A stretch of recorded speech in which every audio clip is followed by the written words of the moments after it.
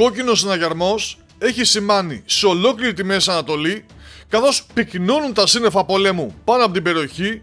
με το ενδεχόμενο να διεξάγουν οι Ηνωμένες Πολιτείες Αμερικής το αμέσως επόμενο χρονικό διάστημα μια μεγάλη στρατιωτική επίθεση κατά του Ιράν και πιο συγκεκριμένα κατά των πυρηνικών των καταστάσεων,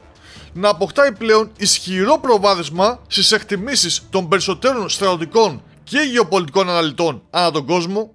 αφού όπως γράφουν ελληνικά μέσα ενημέρωσης, το Αμερικανικό Πεντάγωνο έδωσε εντολή να μεταβεί άμεσα στην ευρύτερη περιοχή η ναυτική δύναμη κρούσης του αεροπλανοφόρου USS Carl Vinson και να προσθεθεί στην ήδη υπάρχουσα που βρίσκεται εκεί και επιχειρεί τις τελευταίες ημέρες κατά τον Χούτι της Ιεμένης, του αεροπλανοφόρου USS Harry S. Truman.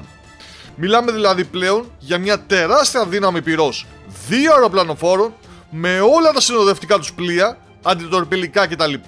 Που είναι πλήρως εξοπλισμένα με πυράβλους κρούς, ενώ την ίδια στιγμή υπήρξε χθες η πληροφορία ότι εκτός της μοίρας των αεροσκαφών Α10 των αποκαλούμενων και δολοφόνων τεθωρακισμένων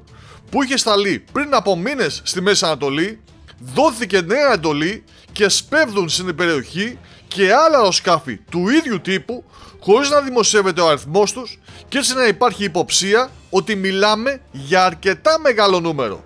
Φυσικά, εκτός των Α10 και της ναυτικής δύναμης κρούσης του αεροπλανοφόρου USS Carl Vinson, υπάρχουν και αρκετά δημοσιεύματα για τη συμμετοχή των αμερικανικών βορβαδιστικών αεροσκαφών B-2 που απογειώθηκαν από τον Ινδικό ωκεανό και πιο συγκεκριμένα από την αεροπορική βάση Diego Garcia στις επιθέσεις κατά τον Χούθη, που αρκετοί το θεωρούν ως μια πρόβα πριν το χτύπημα κατά του Ιράν, καθώς είναι πάρα πολύ πιθανόν να χρησιμοποιηθούν και να αξιοποιηθούν οι stealth δυνατότητες που έχουν.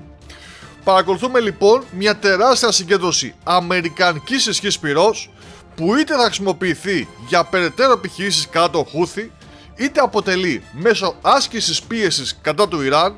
είτε τέλος θα βάλει φωτιά στη Μέση Ανατολή μόνη της ή σε συνεργασία με Ισραηλινές δυνάμεις, με τις οποίες έχει διεξάγει πολλές ασκήσεις έως τώρα και είναι έτοιμοι και οι δύο να συνεργαστούν και να διαλύσουν το πυρηνικό πρόγραμμα του Ιράν, μετατρέποντάς το σε στάχτη και αποκαΐδια.